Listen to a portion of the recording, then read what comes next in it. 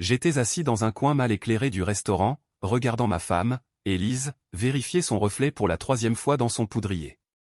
Elle portait la robe rouge que je lui avais offerte pour notre anniversaire de mariage. Celle-là même qui, selon elle, attirait trop l'attention. Visiblement, elle n'attirait pas trop l'attention pour lui. Je dîne avec Sarah ce soir, m'avait-elle dit ce matin, en m'embrassant sur la joue avec une aisance calculée. Des histoires de filles, tu sais ce que c'est. Je le savais, hélas, trop bien. 3 mois de réunions tardives, d'un nouveau parfum, et d'un téléphone qui ne quittait jamais son champ de vision, m'avaient tout révélé. Le détective privé, que j'avais engagé, n'avait fait que confirmer mes soupçons. Il s'agissait de Daniel Moreau, son collègue du service marketing, un homme marié, père de 2 enfants, et tout aussi imprudent que ma femme. Mais Élise ignorait un détail crucial. La femme, qui était assise en face de moi et qui lissait nerveusement sa serviette, n'était autre que l'épouse de Daniel, Catherine. Nous nous étions rencontrés 2 semaines plus tôt, lorsque j'avais enfin rassemblé suffisamment de preuves. Le choc, lisible dans ses yeux, avait d'abord reflété ma propre douleur. Puis, il s'était rapidement transformé en autre chose, en un sentiment beaucoup plus vif et implacable. Je me souviens de ce jour dans les moindres détails. J'avais sonné à la porte de leur maison, située dans la banlieue chic du Vésinet, tenant fermement un dossier rempli de photos. Catherine m'avait ouvert, le sourire aux lèvres. C'était une belle femme d'une 40aine d'années, avec des cheveux blonds parfaitement coiffés, et de doux yeux bleus. Des yeux qui, quelques minutes plus tard, allaient se remplir de larmes. « Madame Moreau » avais-je demandé doucement. « Oui, en quoi puis-je vous aider ?»« Je m'appelle Julien. Je suis le mari d'Élise. Je suis vraiment désolé, mais nous devons parler de votre mari. » Nous étions restés assis dans sa cuisine pendant 4 heures. Il y avait d'abord eu la colère. Elle avait crié, pleuré, et refusé d'y croire. Ensuite, l'acceptation était venue, froide et sombre, suivie par la détermination. Cette même détermination glaciale qui brûlait déjà en moi. « Il pense que nous sommes dupes », avait-elle murmuré, en regardant les photos où elle et Daniel s'embrassaient devant un hôtel. « Il croit que nous ne voyons rien. » « Il se trompe lourdement », avais-je répondu. Et nous voilà, 2 semaines plus tard, assis dans un coin de ce même restaurant. L'endroit exact où mon détective privé les avait suivis, par 2 fois la semaine précédente. C'était leur endroit préféré. Un lieu assez cher pour qu'ils se sentent spéciaux, et assez discret pour ne croiser aucune connaissance. Du moins, c'est ce qu'ils croyaient. Là, murmura Catherine, en faisant un signe de tête vers l'entrée. Daniel entra, l'air sûr de lui et souriant, balayant la salle du regard. C'était un homme grand, avec un début de cheveux gris sur les tempes, vêtu d'un costume hors de prix. Ce même costume que Catherine lui avait acheté pour son anniversaire, le mois dernier. Ses yeux cherchaient quelqu'un. Pas nous, bien sûr, cachés dans notre box ombragée, mais une table près de la fenêtre. Ma femme se souleva légèrement, agitant la main avec un sourire que je n'avais pas vu depuis des mois. Ce sourire me transperça comme une lame.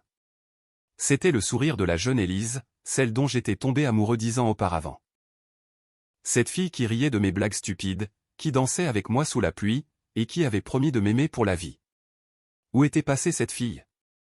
Quand s'était-elle transformée en cette étrangère, capable de me mentir si facilement, jour après jour? La main de Catherine serra son verre de vin avec une telle force, que j'ai cru que le cristal allait se briser.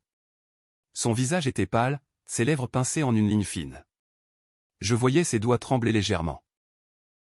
Catherine, l'appelai-je doucement. Elle posa son regard sur moi, et, dans ses yeux, je vis le reflet de ma propre souffrance. Mais, derrière cette douleur, il y avait de l'acier. La volonté de faire d'une femme trahie, mais non brisée, et qui avait décidé de contre-attaquer. « Je suis prête, dit-elle, d'une voix ferme. Commençons. » J'ai hoché la tête, tout en sortant mon téléphone. Le plan était simple, mais redoutablement efficace. 2 semaines de préparation, de création de fausses adresses électroniques, de collecte de preuves, et, surtout, d'identification des bonnes personnes à contacter. Le patron de Daniel, les meilleurs amis d'Élise, et même leurs voisins. Tous allaient recevoir, ce soir, des dossiers minutieusement préparés. des photos, des reçus, des captures d'écran de messages. Le tout horodaté, le tout irréfutable. Mais ce n'était là que le premier acte, le tout début. Je regardais Daniel s'asseoir en face d'Élise, prendre sa main, et la voir rire à l'une de ses remarques. Il semblait si heureux, si insouciant. Il n'avait aucune idée de la tempête qui s'approchait, et qui allait réduire leur petit monde de mensonges en miettes. Prête pour le deuxième acte, demandai-je à Catherine. Elle but une gorgée de vin, reposa son verre, et se leva en lissant son élégante robe noire. Plus que prête, répondit-elle. Sa voix résonnait d'une détermination glaciale. Il est temps de leur montrer ce qu'il en coûte de jouer avec le feu. Nous avons attendu qu'ils soient plongés dans leur conversation. Penchés l'un vers l'autre, leurs mains se frôlaient presque au-dessus de la table. Le jeune amour, ou du moins l'illusion qu'ils se vendaient à eux-mêmes. Catherine sortit son téléphone, et je fis de même. Le plan brillait par sa simplicité élégante. Nous avions passé 2 semaines à tout préparer, et chaque détail avait été pensé avec soin. J'ai appuyé sur le bouton d'envoi, et les emails se sont envolés vers leur destinataire. 23 personnes allaient les recevoir dans les 5 prochaines minutes. 23 personnes allaient découvrir la vérité sur Élise et Daniel. Le premier sur la liste était Robert Chaland, le PDG de l'entreprise où travaillait Daniel. C'était un homme respectable, aux vues traditionnelles, et aux principes stricts. Dans sa boîte de réception, un email venait d'apparaître, détaillant la liaison entre 2 employés de sa société, dont l'un occupait un poste de direction. Des photos de leur rendez-vous pendant les heures de travail y étaient jointes, ainsi que des factures d'hôtel, payées avec la carte d'entreprise de Daniel. Violation de l'éthique professionnelle, et détournement de fonds de l'entreprise. Un motif de licenciement immédiat. Catherine, elle aussi, s'affairait sur son téléphone. Ses doigts glissaient rapidement sur l'écran. Elle envoyait des messages aux amis d'Élise. Ces mêmes femmes qui venaient chez nous, buvaient notre vin, me souriaient, et qui, selon toute vraisemblance, étaient au courant de la liaison de ma femme. Chacune d'entre elles recevait à présent des preuves, qu'il leur serait impossible d'ignorer. Je me demandais combien d'entre elles appelleraient Élise, après avoir vu les photos. Combien tenteraient de la prévenir? Message envoyé aux parents de Daniel, murmura Catherine, avec une sombre satisfaction dans la voix. Ses parents étaient des gens profondément croyants, pour qui la sainteté du mariage était une valeur absolue. Leur fils unique, leur fierté, leur joie, allaient tomber de son piédestal, si bas qu'il ne pourrait jamais s'en relever. J'ai jeté un œil à ma propre liste. Le père d'Élise, envoyé. Son frère, envoyé. Les membres de son club de lecture, envoyés.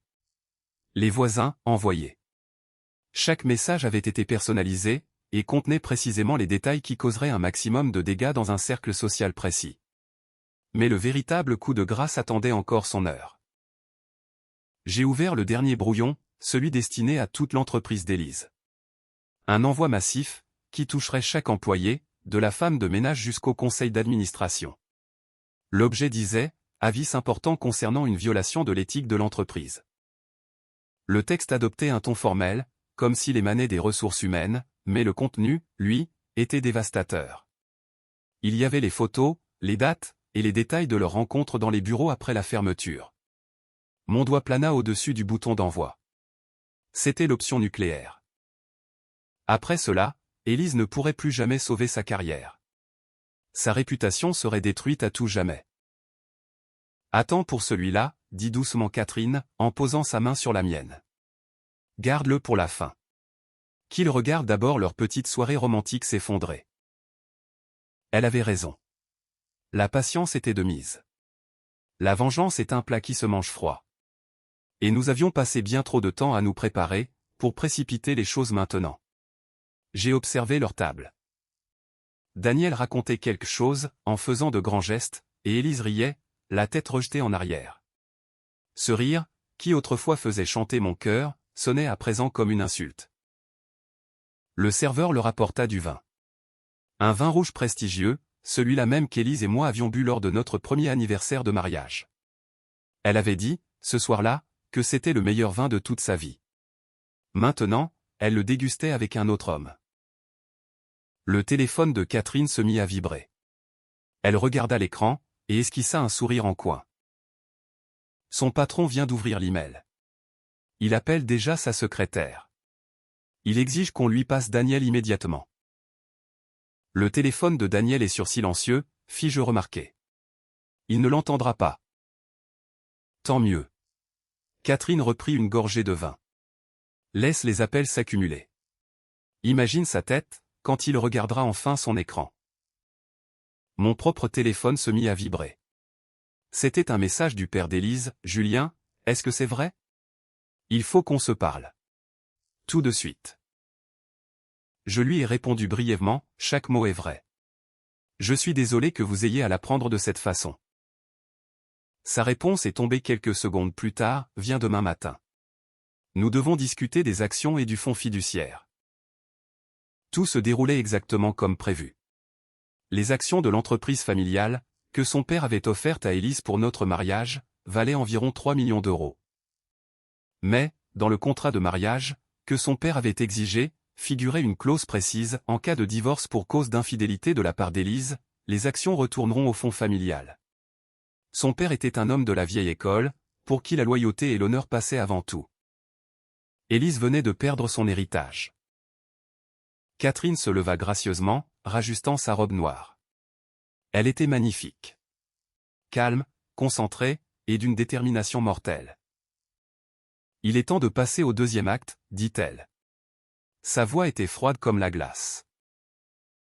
Elle se dirigea droit vers leur table. Ses talons claquaient sur le parquet. Chacun de ses pas était mesuré, chaque mouvement, calculé. Je vis plusieurs clients se retourner, pour la suivre du regard. Elle dégageait une aura de puissance et d'autorité. Je vis le visage d'Élise se vider de son sang. Quand Catherine s'arrêta près de leur table, son sourire était glacial et parfait, telle une sculpture de glace. « Daniel, mon chéri, » dit Catherine. Sa voix portait assez pour attirer l'attention des tables voisines. « Tu ne me présentes pas à ta compagne ?» La panique, dans les yeux de Daniel, était exquise à observer. Son visage devint livide, sa bouche s'ouvrit, mais aucun son n'en sortit. Élise regardait tour à tour Daniel et Catherine. Son incompréhension fit place à la terreur, à mesure que la réalité s'imposait à elle. « Je suis Catherine Moreau, la femme de Daniel. » Elle tira une chaise, à côté d'Élise, et s'assit, sans attendre d'y être invitée. Tout le restaurant observait maintenant la scène. « Et vous, vous devez être la femme sur laquelle mon mari a dilapidé nos économies de retraite. Ces chambres d'hôtel coûtent une fortune, n'est-ce pas? » Je suis resté dans l'ombre, regardant le monde d'Élise s'effondrer. Ce n'était pas encore le moment. Mon entrée en scène viendrait plus tard, à l'instant parfait. Le restaurant avait plongé dans le silence. Tous les regards étaient rivés sur le drame qui se jouait. Daniel tenta de balbutier quelque chose. Ses lèvres remuaient, formulant des excuses pathétiques et incohérentes. Mais Catherine le coupa net. « Ne te fatigue pas. Je sais absolument tout. » Elle posa le dossier sur la table. Ses gestes étaient calmes et précis. « Les papiers du divorce. Ton avocat en recevra une copie demain matin, avec les preuves du détournement des biens conjugaux, et de ton adultère. Mon avocat m'assure que le dossier est en béton armé. » Elle ouvrit le dossier, tournant les pages avec ostentation. « La maison me revient. Les 2 voitures aussi. J'obtiens la garde exclusive des enfants. Naturellement, ton épargne retraite sera divisée en 2. Et, étant donné que tu as dépensé 23 000 € de nos économies communes pour ta petite aventure, j'exigerai un remboursement complet. Plus une pension alimentaire, bien évidemment. » Élise essaya de se lever. Sa chaise crissa sur le sol, mais la main de Catherine jaillit comme l'éclair, attrapant son poignet. Sa poigne était de fer. Ses doigts s'enfoncèrent dans la peau d'Élise. « Oh, nous n'avons pas encore terminé. Vous voyez, je ne suis pas venu seul. » La voix de Catherine résonna dans le silence du restaurant. Chaque mot était clair et distinct. C'était mon signal. Je suis sorti de ma cabine, et j'ai marché lentement vers leur table, savourant chaque pas. Dans le restaurant, tous les regards se sont tournés vers moi. J'ai vu l'instant précis où les yeux d'Élise m'ont reconnu. Trahison, choc, terreur. Tout cela a traversé son visage en une fraction de seconde. Sa bouche s'est ouverte dans un cri silencieux. Son visage s'est décomposé, frappé d'horreur. « Bonsoir, chérie, ai-je dit. Ma voix était calme, presque tendre. Alors, comment se passent tes petites histoires de filles avec Sarah? Julien, je peux tout expliquer. Sa voix tremblait, ses mots trébuchaient les uns sur les autres. Inutile. J'ai jeté mon propre dossier à côté de celui de Catherine. Le bruit du carton frappant le bois a résonné comme un coup de feu dans le silence. Ma demande de divorce est assez exhaustive. À propos, j'ai discuté avec ton père cet après-midi. Une conversation des plus intéressantes. Le visage d'Élise perdit le peu de couleur qui lui restait. Elle comprenait ce que cela impliquait. Ses doigts se crispèrent sur le bord de la table, ses jointures blanchissant. Il s'avère que les actions de l'entreprise, celles qu'il t'a offertes pour notre mariage, oui, ces fameuses actions du fonds familial, lui reviennent de droit en cas de divorce pour cause d'infidélité conjugale. Ce sont ses termes, pas les miens. J'ai fait une pause, laissant les mots s'imprégner. Il était très déçu. Et c'est un euphémisme. Pour être honnête, je n'avais jamais entendu ton père crier aussi fort. Je crois même qu'il pleurait, à la fin de l'appel. Élise laissa échapper un bruit étouffé, quelque chose entre le sanglot et le gémissement. 3 millions d'euros, son avenir, sa sécurité financière. Tout s'était volatilisé en un instant. Et ce n'est pas tout, ai-je continué, en sortant mon téléphone pour lui montrer l'écran. Tu vois ces messages? Ce sont tes amies, Juliette, Suzanne, Chloé, Marie. Toutes sans exception. Elles viennent juste de recevoir une sélection de photos très intéressantes. Certaines ont déjà répondu. Tu veux savoir ce qu'elles ont écrit? J'ai commencé à lire à haute voix. De Juliette, je n'arrive pas à croire que tu aies fait ça à Julien. Ne m'appelle plus jamais. De Suzanne, tu me dégoûtes. Nous ne sommes plus amis. De Chloé. Ça suffit, murmura Élise. Les larmes coulaient sur son visage, ruinant son maquillage si soigné. Mais je ne comptais pas m'arrêter là. De ton frère Michel, maman est à l'hôpital. Elle a fait une crise cardiaque en apprenant la nouvelle. J'espère que ça en valait la peine. Élise suffoqua. Elle porta la main à sa poitrine. Non, non, ce n'est pas vrai. Appelle-les, et vérifie par toi-même, ai-je lancé froidement. Elle est à l'hôpital de la Pitié-Salpêtrière. Son état est stable, mais les médecins disent que le choc a été violent. À son âge, c'est très dangereux. Daniel retrouva enfin l'usage de la parole. Écoutez, ça va beaucoup trop loin. Nous pouvons discuter de tout ça, comme des adultes. Catherine se mit à rire. Le son de son rire était aussi tranchant que du verre brisé. Comme des adultes? Tu plaisantes. Les adultes ne se cachent pas dans des hôtels. Ils ne mentent pas à leurs conjoints, et ne dépensent pas l'argent de la famille pour leur maîtresse. Je me suis tourné vers Daniel.